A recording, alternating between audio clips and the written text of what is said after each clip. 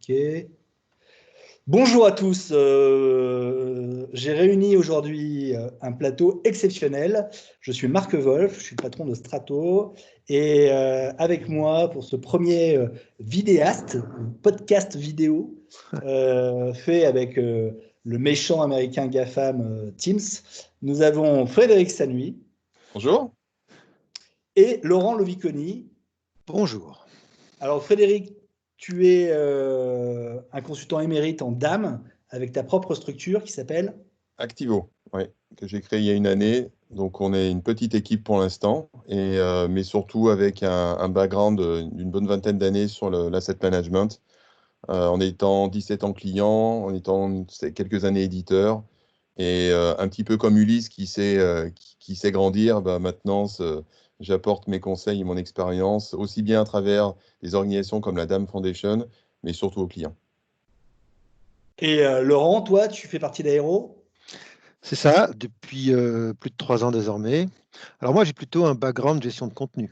Le DAM étant une forme très particulière de contenu, qui a ses propres contraintes et donc qui a besoin de solutions un peu différentes des autres solutions de contenu. Alors justement,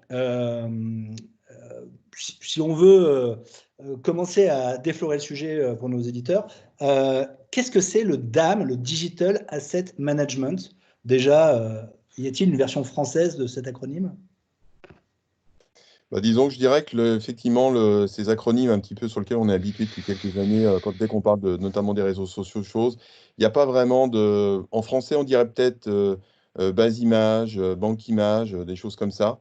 Je sais que quand j'ai commencé il y a 20 ans auprès d'Hachette Philippe Image pour gérer l'ensemble de leurs assets, on parlait de la banque image. Voilà. Donc maintenant, le DAM a une bonne vingtaine d'années et est issu du côté plutôt américain, puisque le DAM, à la base, consistait à la gestion des archives des assets, pas forcément comme on le connaît aujourd'hui à travers une solution web, mais simplement avec une solution logicielle qu'on installait à l'époque sur l'ancêtre des PC ou des vieilles stations Unix.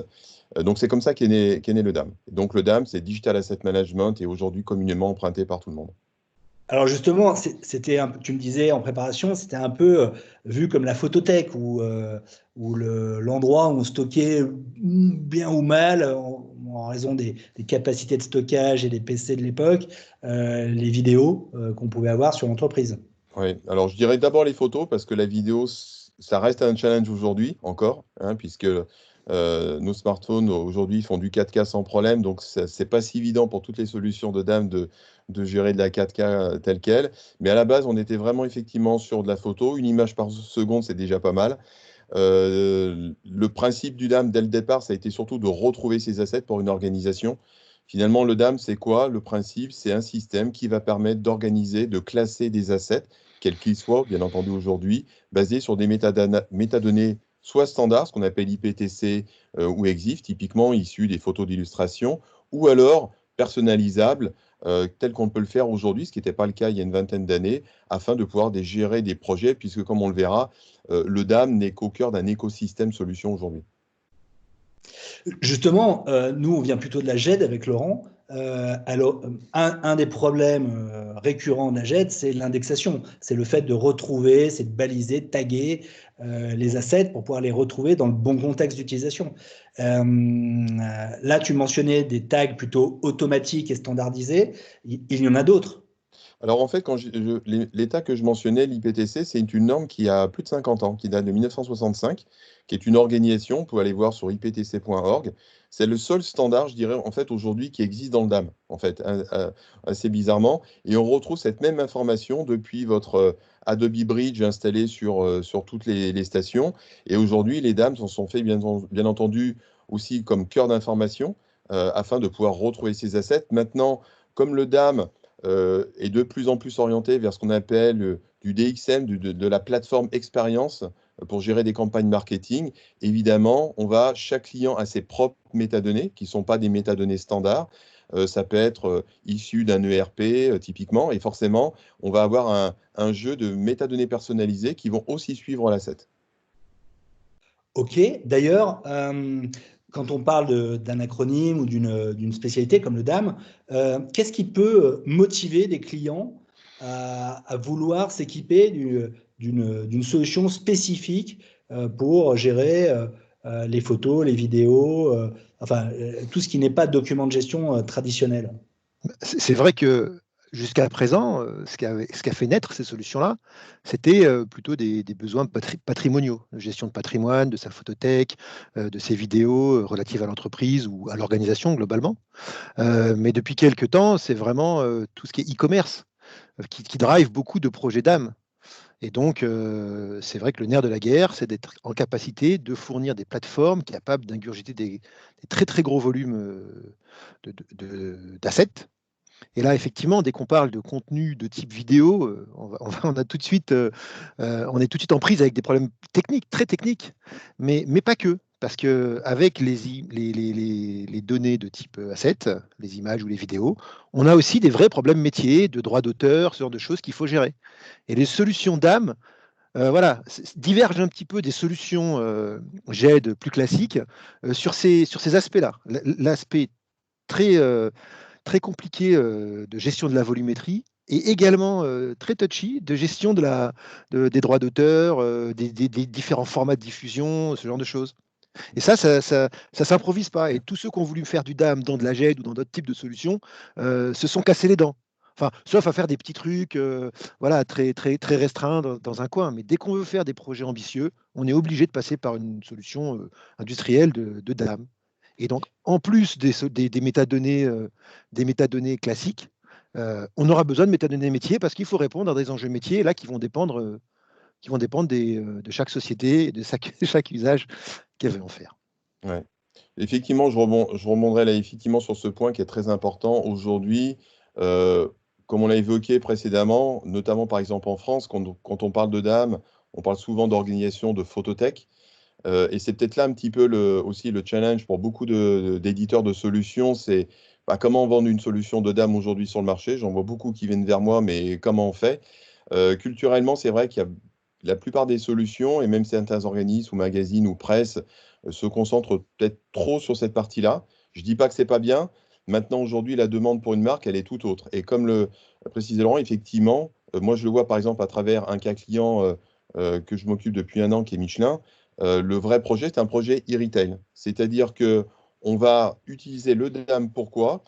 Pour syndiquer, pour distribuer sur l'ensemble des canaux de communication ces assets-là. Et pourquoi le DAM? Parce que le DAM est performant. Là aussi, moi, je suis toujours à essayer de conseiller les clients de séparer les solutions et ne pas trouver la solution qui essaye de tout faire. Euh, Typiquement, le DAM va être performant dans la gestion des assets. Il faut savoir qu'aujourd'hui, un asset qui va être syndiqué sur une plateforme de shopping, que ce soit Amazon, Bing ou Google, etc., chaque asset peut être converti. Souvent, le client va demander plus d'une vingtaine, voire une cinquantaine de transformations, c'est-à-dire différentes résolutions, différentes tailles. Le tout connecté avec ce qu'on appelle des API qui doivent transmettre l'information en live. Donc là, il faut un moteur extrêmement performant. En même temps, on a des métadonnées, donc effectivement, qu'il va falloir partager parce que lorsqu'on est sur son e-shop, on voit une image, on voit des assets liés, on voit une information produit dans différentes langues.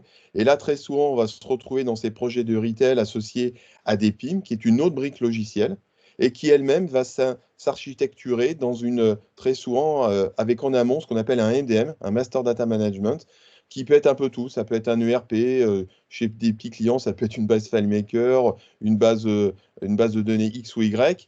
Ça peut être de l'accounting, parce qu'à un moment donné, quand on mesure une performance marketing, on aimerait pouvoir aussi avoir une valorisation de cette performance marketing. Donc voilà, c'est véritablement aujourd'hui le cœur du DAM aujourd'hui, c'est pas simplement lui tout seul, c'est intégré dans l'IC. Donc, en fait, ce que vous êtes en train de me dire, c'est que le DAM fait partie du référentiel, des assets à présenter en référentiel qui font foi pour différentes utilisations, dont celle du e-commerce. Mais c'est très important. On est tous des acheteurs, des utilisateurs du e-commerce. Et lorsqu'on est sur un catalogue Amazon ou un catalogue Fnac ou n'importe lequel, quand on veut acheter n'importe quel type de bien, un des éléments qui va nous faire prendre notre décision, au-delà de la description et du prix, c'est la photo ou la vidéo de l'objet. Et donc c'est crucial, c'est prépondérant d'envoyer très vite Ça, c'est évident. Dans le e-commerce, on n'attend pas. On est sur une plateforme, on veut voir l'image tout de suite. Donc, le côté technique est toujours là. Mais la bonne image surtout. Et donc, de savoir lier les métadonnées métiers issues du PIM, des ERP, avec les bonnes métadonnées des images ou des vidéos, c'est vraiment crucial. Ça dépasse bien souvent les enjeux métiers qu'on va trouver dans des solutions de GED. Alors, est-ce que vous pensez concrètement qu'il y a aussi une différence entre l'alimentation, c'est-à-dire la création de ces images, la gestion de ces images, les HD ou les droits d'auteur, le versement du fonds documentaire asset management, et après l'utilisation en aval, qui en effet avec la rendition préstockée ou faite à la demande, qui va aller alimenter un Amazon, une place de marché tierce, un site e-commerce spécifique. Est-ce que vous séparez ces deux aspects, plutôt back-office amont et utilisation aval des renditions? Je dirais que à ce niveau-là, au niveau du DAM, notamment sur les systèmes modernes, on est plutôt sur ça, c'est le cœur du DAM, effectivement ce que tu évoques. Après, il y a deux aspects. Il y a un aspect qui est très important. On parle d'image aujourd'hui. Ce qui fait vendre, c'est l'image, c'est de la vidéo. Voilà, il faut les voir et c'est comme ça. Après, on peut avoir un certain nombre d'outils comme la réalité augmentée qui vont nous permettre de théâtraliser tout ça. Mais il faut d'abord de l'image et donc du coup, c'est là aussi que c'est important. Et là aussi, on voit un petit peu un shift suivant les différents éditeurs de solutions depuis 20 ans. On a très souvent un front, ce qu'on appelle un front office, et puis on a un back office. Voilà, donc avec deux éléments qui sont souvent un peu différents. Le back office qui va vraiment servir, qui est plus métier, plus proche du métier iconographique avec gestion des métadonnées, indexation multiple, partielle, etc., etc. Avec de plus en plus de technologies, on n'a pas parlé, mais tout ce qui est intelligence artificielle, même si je mets toujours un holà là-dessus, attention avant de partir dessus. Et puis un côté expérience utilisateur et qui aujourd'hui fait véritablement la différence. Moi, je le vois très souvent avec des clients. À un moment donné, c'est le client, une marque, elle est comme tout à chacun. Elle achète, elle veut voir elle veut quelque chose elle veut quelque chose de beau, quelque chose qui va permettre de faciliter la migration, l'engagement de ses utilisateurs. Donc ça, c'est le premier point du choix du DAM. Le deuxième point étant pour moi la performance, comme on vient de l'évoquer. Et le troisième point étant l'écosystème. Donc voilà, l'écosystème, c'est la capacité à se connecter à des PIM, à des DAM, à des CMS, à des réseaux sociaux. Voilà un petit peu comment je définirais cette architecture. C'est vrai que le DAM, en fait, on ne s'en rend pas compte, mais il est au cœur d'une chaîne de valeur qui est très vaste et très ancienne, en fait, parce que les images, ça fait longtemps qu'on en gère et qu'on veut les diffuser, mais ça va du shooting. Et quand on dit shooting, là, c'est des côtés très artistiques, avec des populations très spécifiques. Ensuite, à la collecte de tout ça, au travail des images, des photos, à la sécurisation, à la validation en interne par les agences, donc des workflows, ce genre de choses. Et puis ensuite, à la protection de tout ça, à la position de tout ce qui est droit d'usage, droit de diffusion, qui peut être différent d'un pays à l'autre, d'un usage à l'autre. Ça peut être temporel, ça va se mettre au sein d'une gamme de produits ou pas quand c'est du e-commerce en connexion avec du PIM. Et enfin, ça va être diffusé. Et là, tu as des foultitudes de capacités techniques. Et au cœur de tout ça, effectivement, le DAM, c'est le fédérateur. Et il est nécessaire. D'accord? Et il faut qu'il sache rester à sa place. C'est là où c'est difficile. Ça va rester à sa place, tout en communiquant avec tous les autres acteurs de la chaîne de valeur. Et à chaque fois, c'est des populations bien différentes. Des gens, des créatifs, ou alors des marketeurs, ou alors des commerçants. Chacun vont devoir avoir des vues différentes et adaptées à leurs usages sur des images qui, au fond, des assets qui sont les mêmes pour tout le monde. Et c'est une chaîne de valeur très vaste et finalement assez insoupçonnée, je trouve, et très riche. C'est juste. Alors, justement, comment choisit-on d'aller sur du DAM? Qu'est-ce qui est l'événement déclencheur? Comment une direction générale, on sait à quel point elles ne sont pas forcément toutes très sachantes sur les différentes technologies, ce qu'elles peuvent apporter, leur maturité, et là où ils en ont besoin ou pas pour faire une différence de leur business. Mais comment on choisit chez Michelin d'aller sur du DAM? Comment on choisit chez L'Oréal d'aller sur du DAM? Comment on choisit chez Danone d'aller sur du DAM? Quel est le point de départ qui cristallise une volonté et donc un budget, une équipe projet, une sélection de une ou plusieurs technos, un agencement? T'as une vision là-dessus à partager avec nous, Fred? Oui. Bah, je dirais que globalement, c'est un peu le dénominateur commun que je retrouve chez tous les clients. Euh, je vois tellement de clients sur ces dernières années où quand on arrive et quand on fait un, un état des lieux, il n'y a pas simplement qu'un seul DAM, il y en a plusieurs, il y en a une dizaine, il y en a une vingtaine. Aujourd'hui, il faut savoir aussi que des solutions telles que Microsoft avec des SharePoint, SharePoint n'est pas un DAM, mais vu de loin, on a des imagettes, on a des métadonnées. Pour certaines ESI, bah, ça suffit à être le DAM. Bon, maintenant, le besoin d'expression, typiquement, il va, et comme ça a pu être le cas chez Michelin, mais chez d'autres marques aussi, dès qu'on va rentrer sur des projets à dimension mondiale, aujourd'hui, quels peuvent être l'effet de levier d'une marque sur un marché? C'est le e-commerce. Et à un moment donné, quand on remonte cette chaîne de valeur, et qu'on essaye d'asseoir des technologies pérennes pour l'avenir, on s'aperçoit que à la fondation, au départ, il faut un asset management. Et l'idée, c'est pas non plus d'en avoir 15. L'idée, c'est d'en réunir un seul, parce qu'il y a un autre point important dans toute cette gouvernance de projet, c'est le ROI, le retour sur investissement. On peut plus se permettre d'avoir X versions du système à droite et à gauche, de démultiplier les ressources. Le succès aussi de tout ça, et très souvent ça remonte au niveau des clients, c'est simplement l'expression de besoin des collaborateurs. Et je dis toujours dans tous ces projets, hein, c'est 5% de technologie et c'est 95% aussi d'humain. Et finalement, autour de l'humain, autour du conseil, donc là c'est aussi le travail de nous tous, hein, c'est d'accompagner les clients au mieux avec le meilleur retour sur investissement, avec des hommes, avec des plans, une stratégie pour effectivement être capable d'agréger l'ensemble des forces depuis le DAM, le PIM et la syndication. Alors justement, ça nécessite quoi pour démarrer? Un audit préalable, une fabrication d'une stratégie, puis après qu'on décline en tactique, en se disant, mais au final, qu'est-ce qu'on a déjà de présent? Ou au contraire, le Big Bang, le grand soir, une techno qui va tout fédérer, qui va être super apaisée et qui va tout nourrir.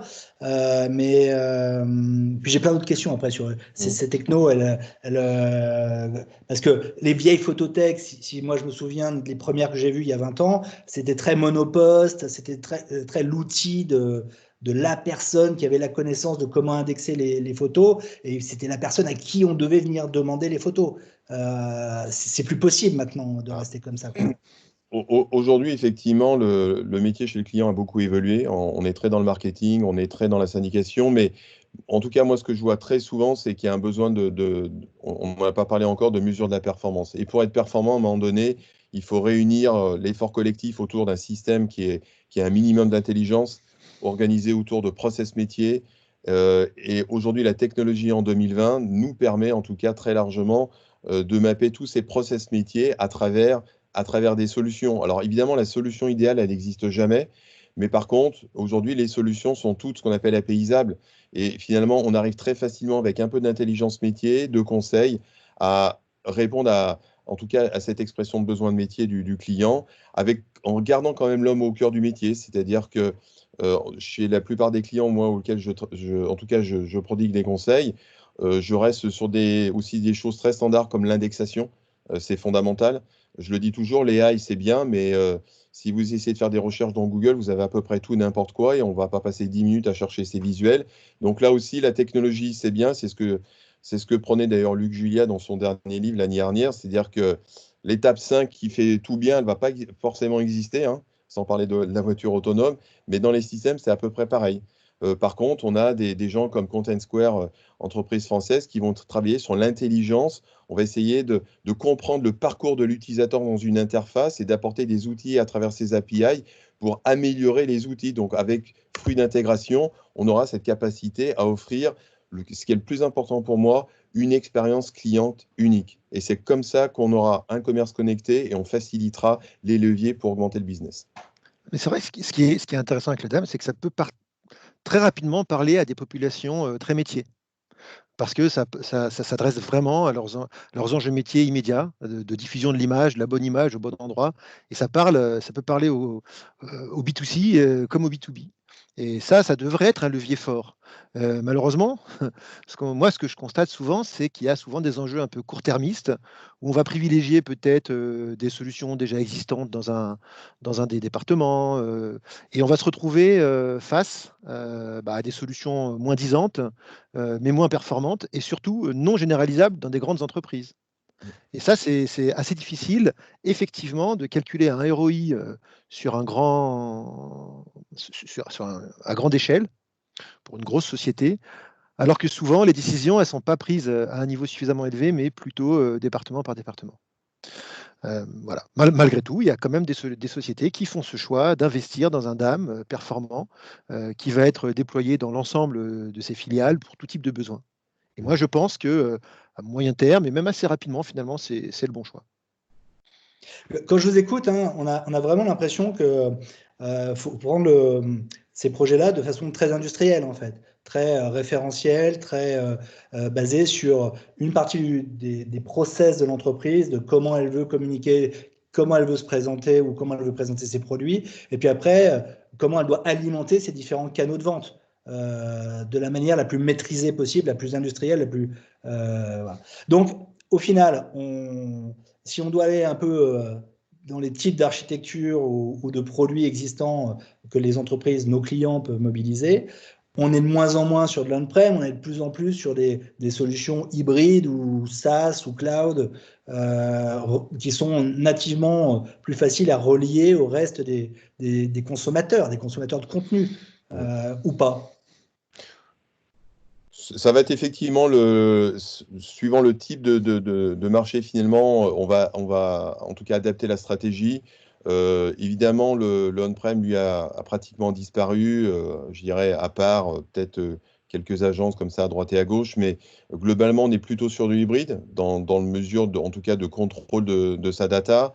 Maintenant, le cloud a aussi un certain essor, hein. C'est Gartner qui, au fil des années, fait toujours la même étude. Et globalement, on est à 85% des marques aujourd'hui qui sont capables, enfin, qui partent sur du full cloud, alors que ça soit du Azure qui est en plein essor aujourd'hui, hein, qui apporte au-delà de la plateforme un vrai service, du Amazon. Alors après, suivant les pays et suivant tout ce qui est autour du legacy, privacy, data, etc., il y a certaines appétences pour l'un ou l'autre système, mais on va effectivement de plus en plus vers le SaaS. Donc là, c'est incontestable. Et en tout cas, ce sont des stratégies qui se mettent assez facilement en place aujourd'hui. Moi, ce que je revois en recueil d'expression de besoin, c'est aussi le travail de plus en plus conjoint des SI, de communication et du marketing. On n'est plus en mode silotage à ce niveau-ci, c'est-à-dire que c'est plus la guerre de tranchées où chacun essaye de vendre son système ou de se battre. Je pense qu'il y a une vraie réflexion collégiale qui est aussi le fruit aussi des directions. Moi, je vois typiquement, par exemple, chez Michelin, il y a une vraie vision digitale, il y a un vrai changement en termes d'organisation avec des très hautes compétences à tous les niveaux jusqu'au C-level. Donc ça, c'est effectivement, à un moment donné, le client est aussi maître d'œuvre de son succès. Alors, tu vois, moi, donc, je suis plus spécialiste des solutions de type GED, hein, comme toi, Marc. Et là, le combat cloud, on-prem, dans le monde de la GED, je dirais pas qu'il est gagné d'un côté ou de l'autre. Je pense que les deux vont coexister un petit moment encore, en tout cas. Et on n'est pas à l'abri d'un cycle qui finira par se terminer, puis repartir 10 ans plus tard. Enfin bref, on est coutumier de ça. Dans le monde du DAM, je pense que c'est un peu pareil, sauf qu'il y a dans le monde du DAM un aspect qui est forcément cloud, c'est tout ce qui est diffusion. Il y a un moment donné où quand tu diffuses de l'image, surtout si c'est pour faire du e-commerce, eh bien, ton image, qu'est-ce que tu veux faire? Quand c'est du B2C, tu veux la mettre à disposition des utilisateurs finaux. Et donc, bon, quelque part, tu acceptes de lâcher un petit peu cette souveraineté sur tes data, parce qu'à un moment donné, il faut bien que tu les montres. Sinon, tes images, sinon, à quoi ça sert de les conserver? Je ne sais pas Et si on doit... donc, Je sais pas si on doit dire souveraineté, Laurent, oui, parce mais que tu tu vois gardes ce la que je veux dire. souveraineté. Mais par contre, la mise à disposition, le Voilà, fait de pouvoir voilà, réutiliser, de syndiquer, de ça. mettre à disposition du bon canal, les bons assets selon une modalité qui marche, qui est facilement exploitable, je pense que ça, oui, ça fait la différence entre les bons et les mauvais vendeurs. Donc, tu as deux choses. Donc, tu as ce côté-là. Donc, tu as un moment donné où tu acceptes de mettre, enfin, c'est presque le but initial d'une image, c'est d'être montré. d'accord? Surtout dans le monde du e-commerce. Donc, de toute façon, tu vas les mettre à disposition d'un grand public qui va dépasser ton organisation, premièrement. Donc déjà, si tu veux, les réticences qu'ils font dans le monde de la GED, est-ce que je mets dans le cloud ou pas, bon, elles sont un peu dépassées déjà de ce point de vue-là.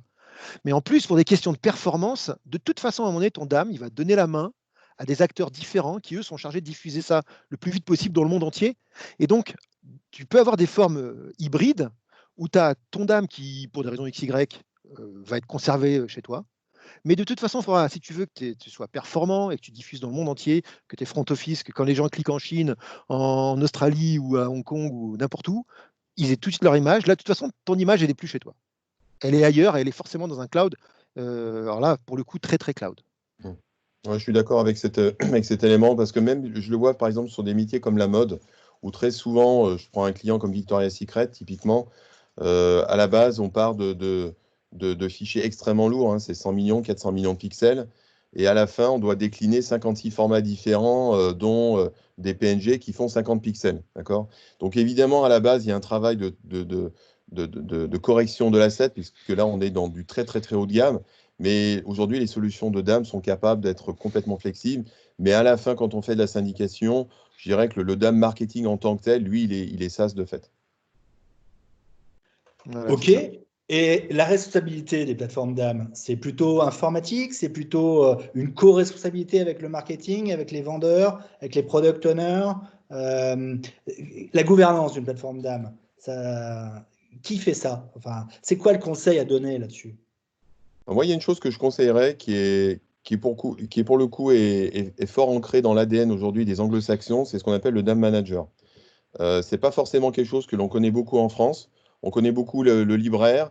Aujourd'hui, le DAM manager, c'est un peu une agrégation de compétences qui va depuis la capacité à maîtriser du vocabulaire, de la taxonomie, des facettes, dont être capable d'organiser la data autour de métadonnées, mais également d'avoir des compétences techniques. Il faut être capable aujourd'hui, on parle de connexion. Alors l'idée, c'est pas forcément d'être développeur, mais quand on va être l'intermédiaire entre un éditeur, une société de conseil et différents acteurs de cette chaîne de valeur, il faut un peu de technologie. Donc, ce rôle de data manager, ce n'est pas forcément quelque chose que je vois très couramment aujourd'hui en France.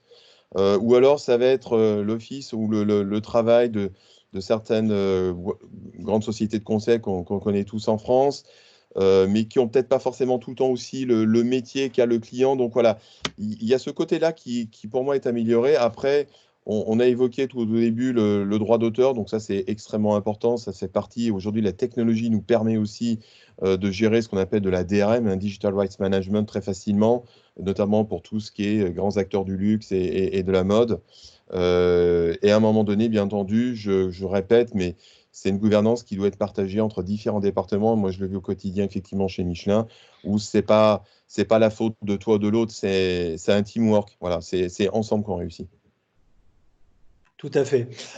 Alors pour nos auditeurs qui voudraient se lancer, qui sont convaincus, qui ont acheté notre volonté de faire du DAM,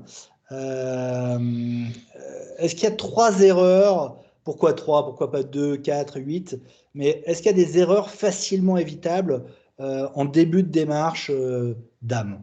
Voilà. Est-ce qu'il y a des choses où on tombe tous dedans et qu'on pourrait éviter? Si déjà on résume ça en 3, en 2, en 4 points, des choses qu'on peut facilement éviter, on rend service.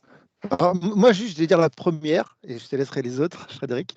Pour moi, je pense que l'erreur numéro un, c'est de penser qu'on peut faire du DAM avec une solution qui n'en est pas une, type une GED ou autre chose.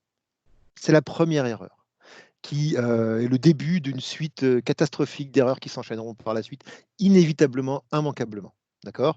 Donc, sauf si demain, un éditeur arrive à proposer une solution qui sache faire les deux, mais jusqu'à plus ample informé, ça n'existe pas, hein. Même des éditeurs type OpenText ont bien deux chaînes, enfin deux types d'offres séparées, même s'ils tendent vers une harmonisation des interfaces, de tout ça, c'est bien deux solutions technologiquement différentes. Je pense que la première erreur à éviter, c'est de penser qu'on peut utiliser autre chose qu'une vraie solution de DAM, tant les enjeux techniques, les métiers sont vraiment spécifiques aux DAM. Mm. Ouais, je suis complètement d'accord là-dessus. Après, moi, je reviens toujours finalement au cœur du métier, qui est celui du DAM depuis 25 ans, mais toutes les solutions. Il ne faut pas hésiter à partir sur des RFI, des RFP.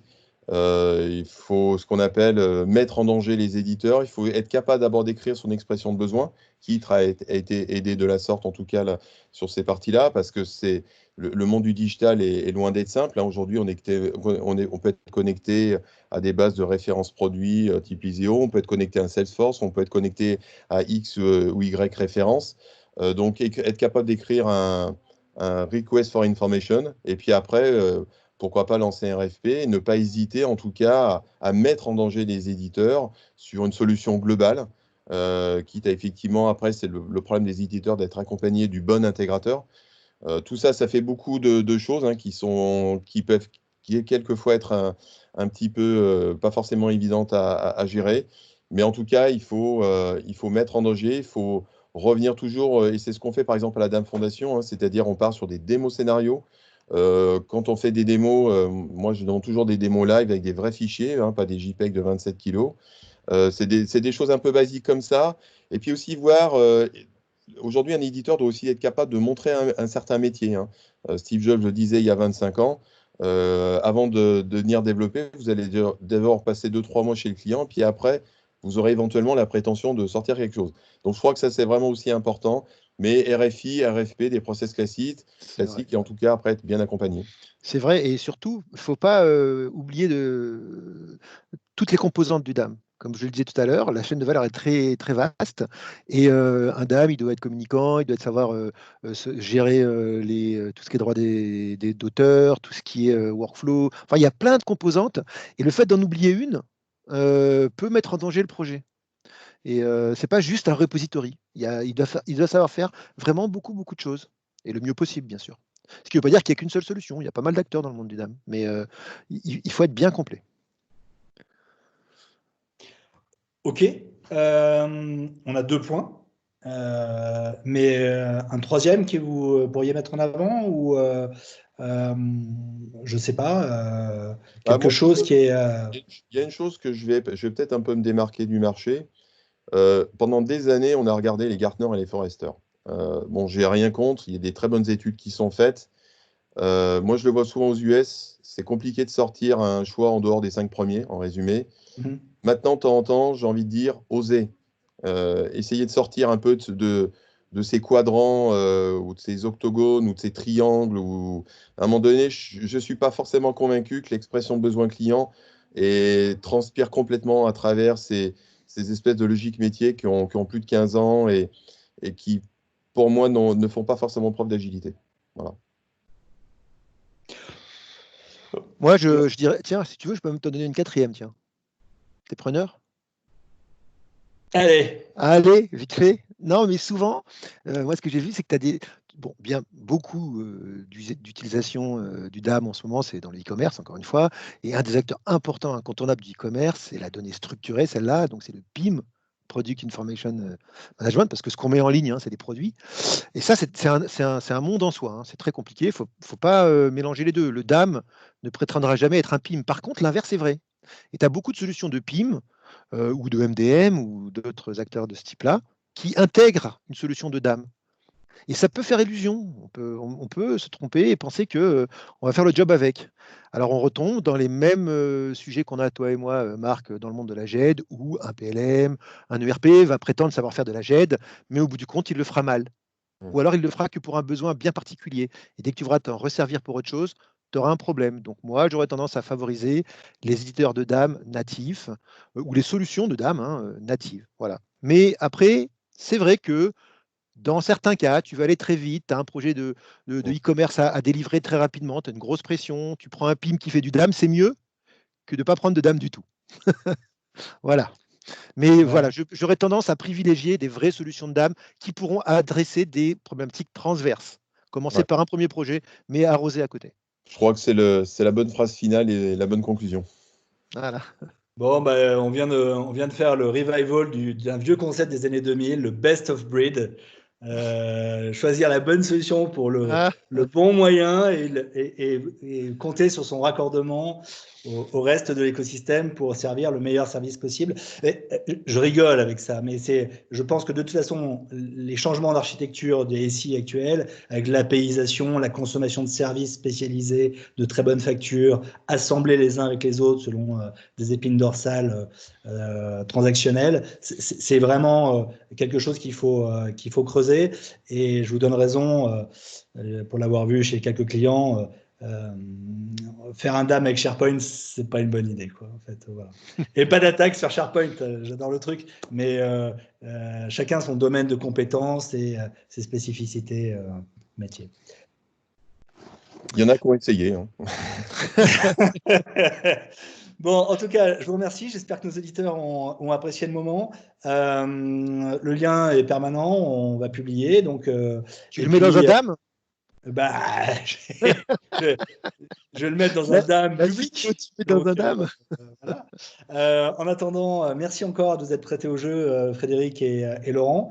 Et je vous dis à plus tard pour un prochain épisode. À bientôt. Restez à la maison. Pas mal. Le DAM, acteur du confinement. Ouais. À bientôt. Salut. Au revoir.